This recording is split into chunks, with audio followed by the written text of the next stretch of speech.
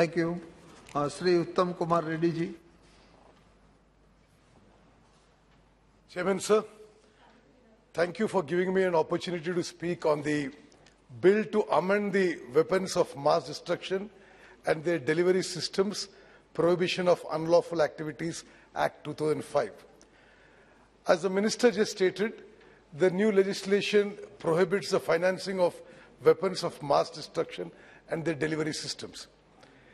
Sir, we cannot disagree with the Minister on the bill, but however, I want to make a few observations and suggestions. See, the entire bill speaks about a person, that an individual who is an individual who finances weapons of mass destruction.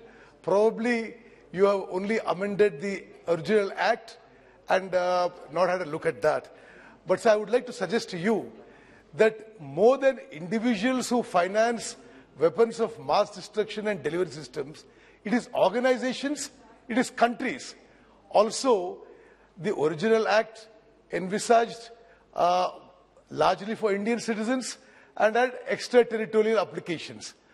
But you should now consider that this act applies to foreigners, foreign citizens, where we have extradition agreements with. And as far as countries, I mean, we all know who is financing the terror operations against India. And there is specific information about them financing weapons of mass destruction. I think FATF has also put Pakistan on the grey list. The government of India needs to do more about countries financing weapons of mass destruction against India. Sir, I'd like to bring to the notice of the Minister through you that as far as weapons of mass destruction concerned, I have a personal knowledge. I've served in the Armed Forces of India. I've served at both China and Pakistan borders as a fighter pilot. And it should be alarming that all of Pakistani aircraft now and the modern Chinese aircraft are delivery systems for any of the weapons of mass destruction. They can deliver tactical nuclear weapons. They can deliver chemical weapons.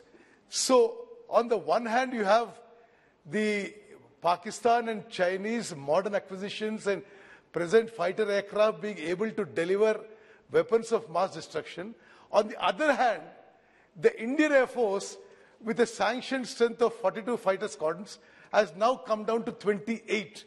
I think the government should take a very, very serious note of this. So I'd like to also bring to the notice of the government through you, weapons of mass destruction were seriously used last in World War II, when the cities of Hiroshima and Nagasaki were totally destroyed by atomic bomb. After that, for many decades, countries were afraid to use weapons of mass destruction.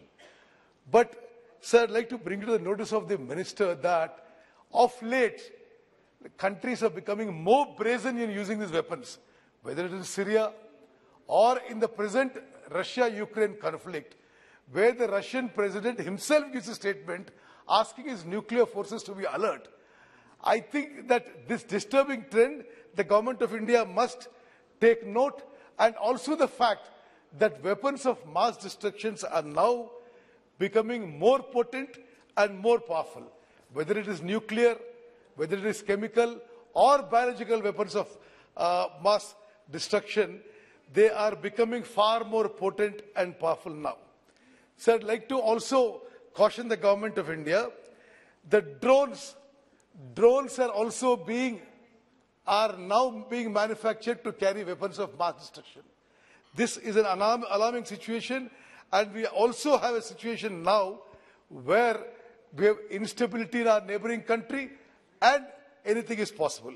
So I'd like to mention a few points about proliferation financing, which your bill is about.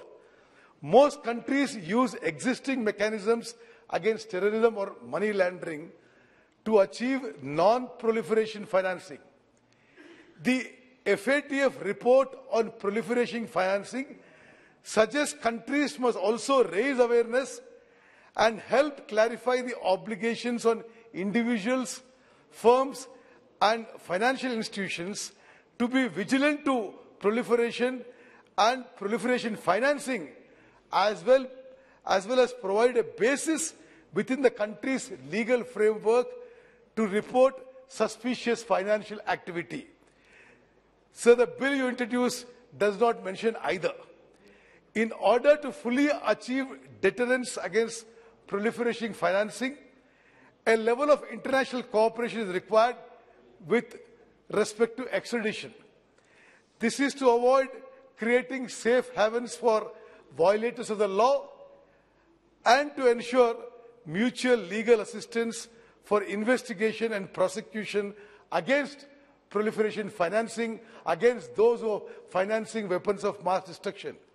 However, at the present, India is only around 60 extradition treaties or agreements with other nations.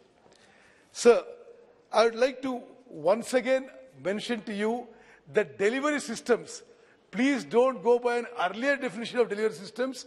All fighter aircraft in Pakistan and China are today capable to deliver weapons of mass destruction. The government of India must take appropriate measures on that. Sir, before I conclude, since we are speaking about Indian aircrafts are not being capable. Whether Indian aircrafts are not capable of. I cannot say that, sir. Sir, I would also, before I conclude,